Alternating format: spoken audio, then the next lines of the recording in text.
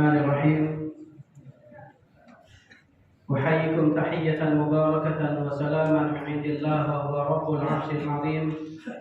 السلام عليكم ورحمة الله وبركاته. وعليكم السلام ورحمة الله وبركاته. الحمد لله رب العالمين. الحمد لله الذي أنزل القرآن في شهر رمضان هدى للناس وبينات من الهدى والفرقان.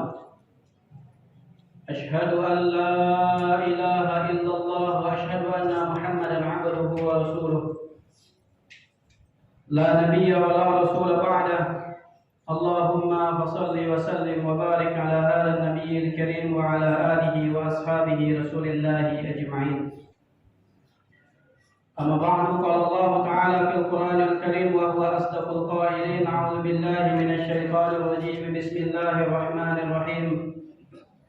وإذا سألك عبادي عني فإني قريب أجيب دعوة الداعي إذا دعان فليستجيبوا لي وليؤمنوا بي لعلهم يرشدون.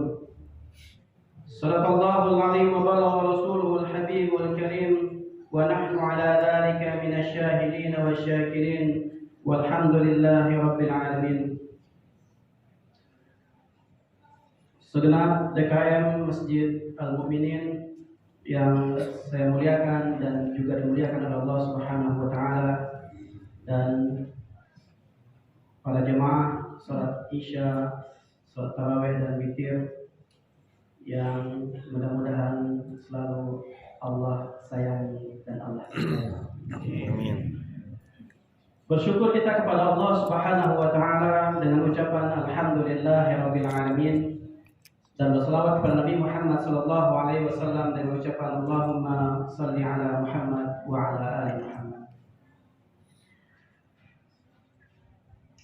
Jemaah sekalian, bapak-bapak dan ibu-ibu yang saya muliakan, Imam Ibnu Rajab Al-Hambali dalam kitabnya Lataiful Ma'arif,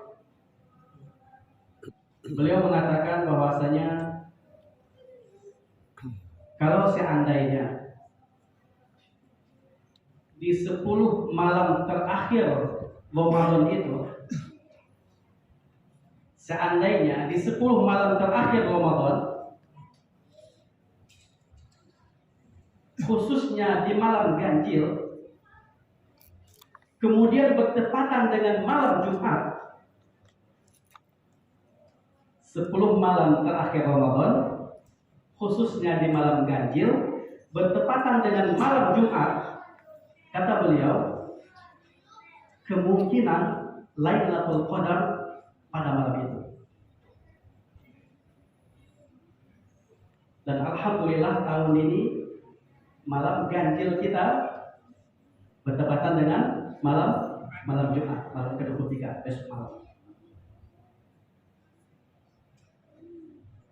Kalau kita ingin mendambakan Lailatul Qadar atau malam Qadar yang merupakan malam yang lebih baik daripada 1000 bulan, besok jangan sampai lewat.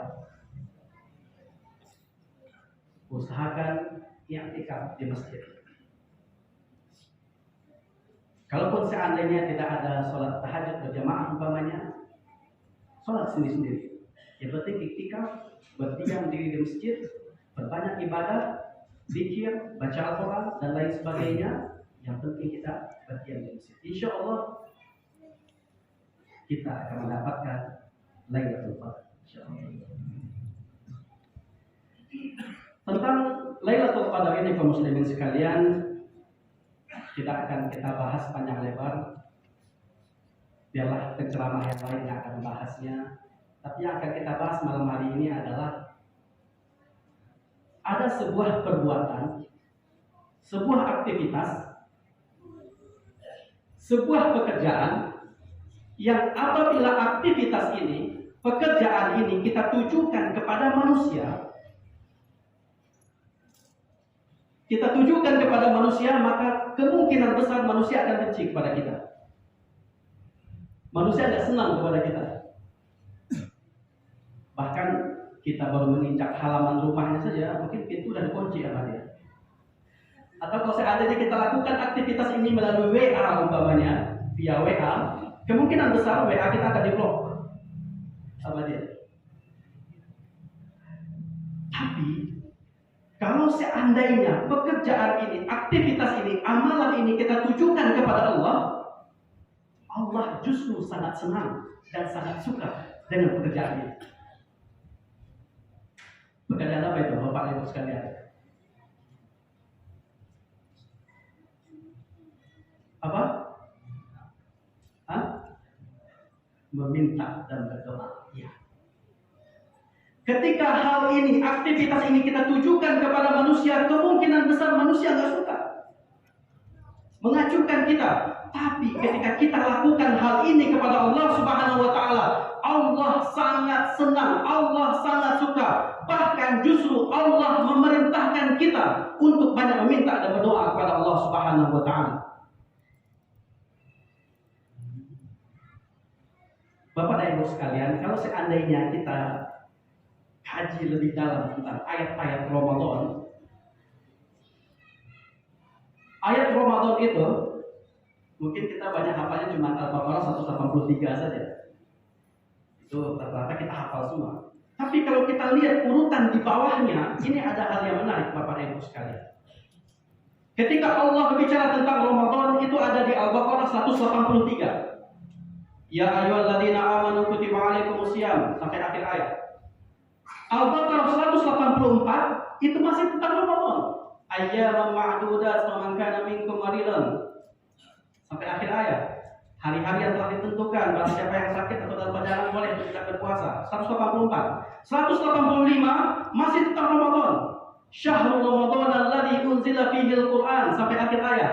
Bulan Ramadan adalah bulan diturunkannya Al-Qur'an. Masih tentang Ramadan. 187 tentang Ramadan. Uhilla lakum lailatas siyami rafatu ila nisaikum. Bahwasanya diperbolehkan bagi kalian, dihalalkan bagi kalian untuk menggauli istri-istri kalian di malam bulan Ramadan. Jadi kalau malam-malam boleh Pak, yang nggak boleh siang doang. Itu 187. Menarik, 183 tentang Ramadan, 184 tentang Ramadan, 185 tentang Ramadan. Loncat ke 187 tentang Ramadan. Pertanyaannya, Al-Baqarah 186 tentang apa? Bapak dan Ibu sekalian, Al-Baqarah 186 sama sekali Allah tidak menyinggung tentang Ramadan di ayat ini. Tapi Allah tempatkan ayat ini di tengah-tengah ayat tentang Ramadan. Ayat tentang apakah ini? Ayatnya tadi sudah saya bacakan. Wa idza sa'alaka 'ibadi 'anni fa inni qarib. Dan apabila ada hamba-Ku yang bertanya kepadamu wahai Muhammad, inni qarib, sungguh aku dekat. Ujibu da'watad da'i idza da'an, dan aku akan menjawab, aku akan mengijabah. Aku akan mengabulkan doa-doa orang yang berdoa kepadaku. Allah tempatkan ayat tentang doa ini Bapak dan Ibu sekalian di tengah-tengah ayat tentang Ramadan. Artinya apa? Secara tersirat Allah menyuruh kita untuk banyak-banyak berdoa, meminta dan memohon kepada Allah, khususnya di bulan Ramadan. Minta apa saja kepada Allah, pasti Allah kabulkan. Di ayat-ayat lain Allah mengatakan, "Ud'uni astajib lakum." Mintalah kepadaku, doalah kepadaku, astajib lakum, pasti akan aku ijabah doa-doa kalian. Wallahu la yukhliful mi'ad. Dan Allah tidak pernah mengingkari janjinya. Minta apa saja kepada Allah, berdoa apa saja kepada Allah. Sebagai seorang ayah, doakan istri kita, doakan anak-anak kita, doakan cucu kita. Sebagai seorang istri, doakan suami kita, doakan anak-anak kita. Sebagai seorang kakak, doakan adik kita. Sebagai seorang adik, doakan kakak kita. Apalagi sebagai seorang anak, doakan orang tua kita. Bahkan lebih luas lagi, doakan negara kita, doakan pemimpin-pemimpin kita, doakan atasan-atasan kita. agar negara kita menjadi negara yang baldatun thayyibatun wa rabbun ghafur. Doakan, minta kepada Allah, pasti Allah kabulkan. Tapi Bapak dan Ibu sekalian, yang harus digarisbawahi di sini adalah mungkin Allah tidak serta-merta mengabulkan pada saat itu. Tidak instan, tidak seperti tahu bulat digoreng dadakan. Enggak. Tapi bisa jadi Allah mengabulkannya 10 atau 20 tahun yang akan datang, atau mungkin 2 atau 3 minggu atau 2 atau 3 bulan yang akan datang baru Allah kabulkan, atau mungkin Allah kabulkan dalam bentuk yang lain yang lebih baik bagi kita. Atau bisa jadi Bapak dan Ibu sekalian, doa-doa kita di atas dunia ini nanti Allah ijabah pas nanti kita berada di akhirat. Tidak ada doa yang sia-sia Bapak dan Ibu sekalian. The power of doa. Kekuatan sebuah doa. Ad-du'a silahul mu'minin. Doa adalah senjata kaum muslimin. Minta, berdoa kepada Allah Subhanahu wa taala, minta apa saja kepada Allah Subhanahu wa taala, pasti Allah kabulkan doa-doa kita. Yakinlah itu Bapak dan Ibu sekalian. Bisa jadi keadaan kita saat ini, kekayaan yang kita miliki saat ini, pekerjaan kita saat ini, bisa jadi doa dari orang tua kita, atau bisa jadi doa dari kakek nenek kita. Anak kita yang pintar mungkin pada saat ini, yang lucu, yang cantik, yang ganteng, bisa jadi doa dari kakek nenek kita terdahulu. Minta doa kepada Allah Subhanahu wa taala. Kita tidak akan pernah kecewa ketika kita meminta dan berdoa kepada Allah Subhanahu wa taala. Bapak dan Ibu sekalian,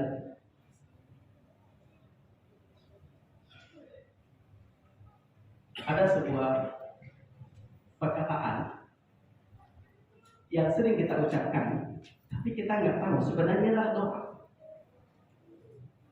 Sebenarnya adalah doa. Tapi karena ketidaktahuan kita, ketidakmengertian kita tentang bahasa Arab, kita menganggap kata-kata ini adalah kata-kata permintaan maaf. Apa perkataan itu Bapak Ibu sekalian? Sering kita ucapkan, tapi karena disandingkan dengan bahasa Indonesia yang minta maaf, kita menganggap itu artinya mohon maaf lahir dan batin. Kata-kata apa itu Bapak Ibu sekalian? Minal aidin wal faizin. Ketika kata ini disandingkan dengan minal aidin wal faizin, mohon maaf lahir dan batin, kita menganggap minal aidin wal faizin artinya adalah mohon maaf lahir dan batin. Padahal Bapak dan Ibu sekalian, mohon maaf lahir dan batin bahasa Arabnya bukanlah minal aidin wal faizin. Maaf bahasa Arabnya afwan. Afwan. Ada nggak kata afwan di situ? Nggak ada. Lahir atau zahir, bahasanya apa? Zahir. Zahir itu dari bahasa lahir atau zahir itu dari bahasa Arab. Batin. Apa bahasa Arabnya? Batin. Itu dari bahasa Arab. Ada nggak kata-kata zahir dan batin di situ? Ada nggak kata-kata afwan di situ? Nggak ada Bapak dan Ibu sekalian. Artinya apa? Minal aidin wal faizin itu artinya bukanlah mohon maaf lahir dan batin. Makanya agak lucu ketika orang baru mau masuk puasa dia mengatakan minal aidin ya, pakai ye lagi. Seakan-akan dia menganggap minal aidin itu artinya mohon maaf ya gitu. Padahal minal aidin wal faizin merupakan doa. Dan banyak kita yang tidak tahu. Walaupun menurut beberapa ulama, doa ini memang tidak bersumber dari hadis manapun. Doa ini hanya familiar, hanya terkenal, hanya masyhur di kalangan orang Indonesia, khususnya dan di Asia Tenggara pada umumnya. Ini adalah penggalan doa Bapak dan Ibu sekalian. Doanya yang lengkap adalah nas'alullaha an yaj'alana wa iyyakum minal aidin wal faizin. Tapi ada kata yang mahdhuf, ada kata yang hilang di situ. Dan kata-kata yang mahdhuf ini kita sudah maklum, kita sudah tahu aja. Contohnya seperti dalam bahasa Indonesia, kemana? Maksudnya adalah kamu mau ke mana? Tapi kita sering ucapinnya mana? Begitu doang. Ada kata-kata yang hilang, tapi kita ngerti. Termasuk dengan minal aidin wal faizin. Itu adalah penggalan doa dan ada kata yang mahdhuf yang hilang di situ, yaitu nas'alullah an yaj'alana wa iyyakum minal 'aidin wal faizin.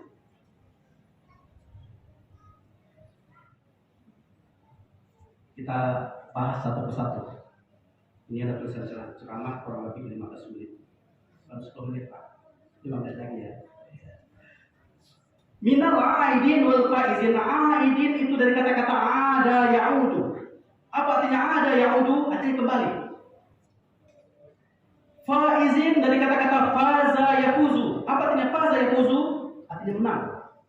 Itu seandainya ada namanya faiz, itu artinya pemenang, the winner. Atau fauzan, ada namanya fauzan atau fauzi, itu artinya kemenangan. Jadi minal aidin wal faizin artinya adalah termasuk orang-orang yang kembali dan termasuk orang-orang yang peroleh kemenangan. Maksudnya adalah kembali suci seperti kita dilahirkan oleh ibu kita. Sebagaimana hadis Nabi mengatakan seseorang yang berpuasa Ramadan kemudian Allah ampuni dosa-dosanya, itu bagaikan bayi yang baru dilahirkan oleh ibunya. Kembali suci. Kemudian faizin, orang-orang yang peroleh kemenangan, maksudnya adalah kita sedang berperang melawan hawa nafsu kita di bulan suci Ramadan ini. Dan ketika kita bisa mengalahkan hawa nafsu kita, maka kita termasuk orang-orang yang peroleh kemenangan. Artinya kata-kata ini Bapak dan Ibu sekalian merupakan doa. Kita memohon kepada Allah, nas'alullah an yaj'alana, kami memohon kepada Allah agar menjadikan kami wa iyyakum dan kalian semua minal aidin wal faizin, termasuk orang-orang yang kembali suci, bersih, wal faizin, dan memperoleh kemenangan di sisi Allah Subhanahu wa taala. Dan kata-kata ini Bapak dan Ibu sekalian, kapan diucapkan dan kepada siapa kita ucapkan? Kata-kata ini seyogianya kita ucapkan adalah ketika kita sudah melalui semua amaliyah Ramadan kita. Bukan ketika baru mau masuk Ramadan. Tidak mungkin kita memperoleh kemenangan kalau kita belum berkompetisi, belum bertanding. Kita ucapkan kata-kata ini setelah kita berkompetisi, setelah kita bertanding melawan hawa nafsu kita di bulan suci Ramadan ini, baru kita ucapkan doa ini. Waktunya. Kemudian kepada siapa? Doa ini hanya untuk orang-orang yang benar-benar melaksanakan semua amaliyah Ramadan, yang berpuasa di siang hari dan qiyam di malam hari. Tidak mungkin seseorang mendapatkan kemenangan kalau dia nggak puasa. Tidak mungkin seseorang kembali suci seperti dia baru dilahirkan oleh ibunya kalau sama sekali dia nggak puasa, nggak tarawih, nggak baca Al-Quran. Jadi Bapak dan Ibu sekalian, kata-kata ini merupakan doa yang sakral sebenarnya, tapi karena ketidaktahuan kita, ketidakmengertian kita dengan bahasa Arab, kita menganggap ini adalah permintaan maaf kita kepada orang lain. Karena disandingkan dengan kata-kata mohon maaf lahir dan batin. Jadi kata-kata ini besok-besok, kalau seandainya kita sudah tahu makna dan artinya, kita sudah bisa menempatkan kapan dan di mana dan kepada siapa kita mengucapkan doa ini. Mudah-mudahan bermanfaat kepada Ibu sekalian. Intinya adalah pentingnya kita belajar bahasa Arab. Dan bisa jadi di masjid ini yang bagus, yang megah ini, mungkin ta'lim tafsir ada, ta'lim hadis ada, tarikh ada, tapi mungkin bahasa Arab belum ada. Dan bisa jadi mudah-mudahan kedepannya ada ta'lim bahasa Arab di masjid ini. Amin amin ya rabbal alamin. Mudah-mudahan bermanfaat kepada Ibu sekalian. Mohon maaf atas segala kekurangan. Terima kasih atas segala perhatian. Usikum wa nafsi bitaqwallah. Wassalamualaikum warahmatullahi wabarakatuh.